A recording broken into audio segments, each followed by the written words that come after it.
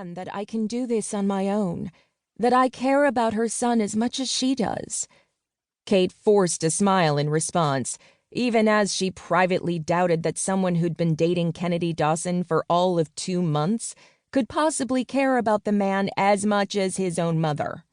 Not to mention, Claudia was hardly doing this on her own.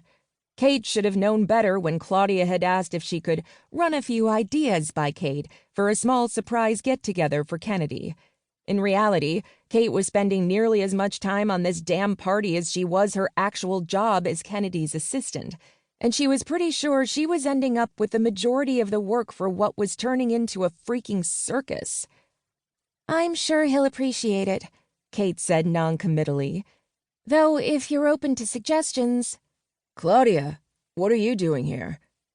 Kate went still for just a half-second, the way she always did when she heard his voice. The gesture as frequent and nearly as imperceptible as her internal sighs.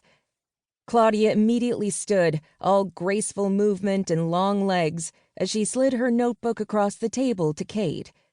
Since Claudia's and Kennedy's focus was entirely on each other, Kate allowed herself the gratification of an eye roll at Claudia's hasty handoff. As if Kennedy were really going to make a beeline for a tiny, impractical little notebook that had, Kate flipped through it, maybe 20 pages. Most of the pages were filled with over-the-top party ideas. One simply said, "Doves." Kate smiled a little at that. It would serve Kennedy right to have doves at his party. In fact, if Claudia asked Kate's opinion on the doves, Kate was happy to lie her little heart out.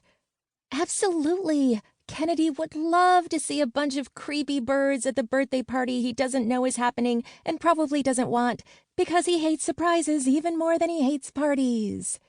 Kate gathered her iPad and Claudia's mini notebook, then turned, which she immediately regretted, because she'd moved too fast and saw Claudia pressing her lips to Kennedy's. Claudia didn't have to go on her toes, Kate noticed. Even without the heels, Claudia Palmer probably never had to go on her toes to kiss a man. The former model was 5'11". Kate knew because she'd looked it up. Was she proud of her online stalking? Not particularly. But she'd learned over the years that doing a little upfront research on her 3 bosses' latest lovers came in handy if things took a turn toward the dramatic, which was often the case. And who handled the drama? Spoiler alert, not the guys. Kate was the one who dealt with the fallout of her boss's ill-fated romantic endeavors. Of course, she didn't have to worry about Ian or Matt anymore.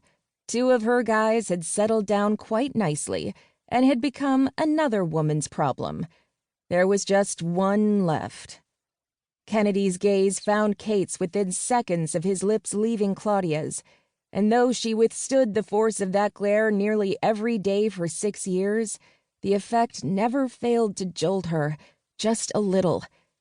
Kennedy Dawson was almost brutally attractive, in the upper-class, authoritative way of the Kennedys he'd been named after. His hair was somewhere between dark and medium brown, with a shiny thickness that rivaled the Duchess of Cambridge. His eyes were golden brown and fringed with long lashes she'd once dared to comment on and gotten a growl in return. Everything about him was serious. His thick brows frequently tilted down into a frown. He had an unsmiling mouth, a sharp jawline that was tense more often than not. Sort of like now. She gave him a mocking smile in response to his impenetrable stare, sensing from the way his eyes narrowed that he'd seen both her eye roll and her smirk. "What are you 2 up to?" he asked, the question directed at Kate and not the woman pressed to his side. "Just girl talk," Claudia chirped. "Getting to know each other. I stopped by to see you, but you weren't around, so I chatted with Kate instead." He looked back at Claudia and frowned, always with the frowning. "I'm around. I've been in my office. Something my assistant would know. She could have told you to come on in."